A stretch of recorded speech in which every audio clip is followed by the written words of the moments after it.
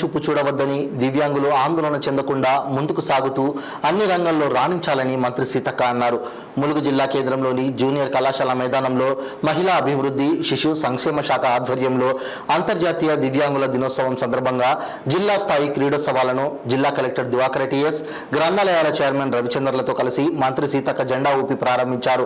ఈ సందర్భంగా మంత్రి మాట్లాడుతూ అవయవాలు పని చేస్తలేవని ఆవేదన చెందకుండా క్రీడలలో, ఉద్యోగ రంగాలలో రాణించాలని కోరారు. గత పాలకులు దివ్యాంగుల సంక్షేమం కోసం 10 కోట్ల రూపాయలను కేటాయించగా నేటి ప్రజాప్రభుత్వం 50 కోట్లను కేటాయించిందని, ఇప్పటికే వికలాంగులకు పలు రకాల వాహనాలు అందిస్తుండగా రానున్న రోజులలో వారు వ్యాపారాలు చేసుకుని అభివృద్ధి చెందడానికి మోడల్ వాహనాలు అందజేస్తామని అన్నారు. ఈ కార్యక్రమంలో జిల్లా సంక్షేమ అధికారి K Sirisha, SC corporation ED Tularavi, దివ్యాంగుల సంఘాల నాయకులు, దివ్యాంగులు తదితరులు పాల్గొన్నారు.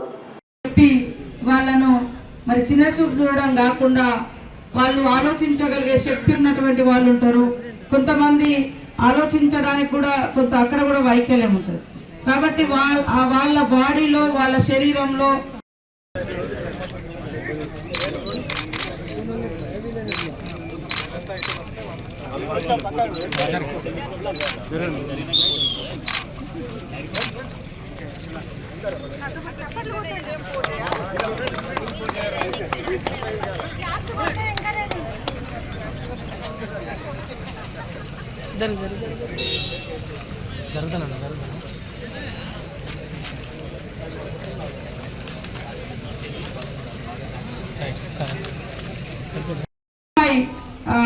కడవెండిలో దీప్తి గారు కూడా ఇంటర్నేషనల్ లో మరి ఛాంపియన్ గా ఆడి మన రాష్ట్రానికి గుర్తింపు తీసుకురావడం జరిగింది. కాబట్టి మన ఒక అవయవం పనికిరాదని శరీరాన్ని, మనసును చిన్నబుచ్చుకోకుండా ఎప్పటికప్పుడు యాక్టివ్గా ఉండి మరి అన్ని రంగాలలో, విద్యలో కానీ, ఉద్యోగంలో కానీ, ఇతరత్ర ఉపాధిలో కానీ మీరు ముందంజలో ఉండాలని మరి మనకు 5% రిజర్వేషన్ కూడా కల్పించడం జరిగింది.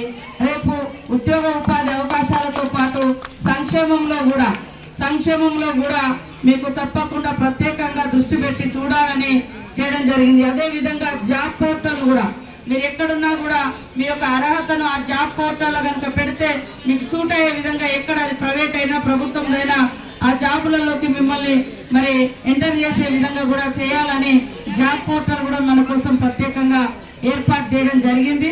అదే విధంగా ఒప్పుకున్న ప్రకారం పెన్షన్లు కూడా తొందరలోనే పెరుగుతాయని కూడా ఈ సందర్భంగా తెలియజేస్తాము.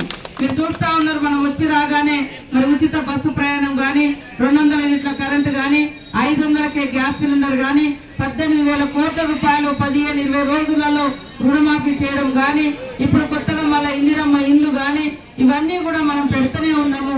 ఇక ఉన్నది పెన్షన్ల పెంపుదల ఉంది. ఇది కూడా తప్పకుండా తొందరలోనే నిర్ణయం తీసుకుంటాము.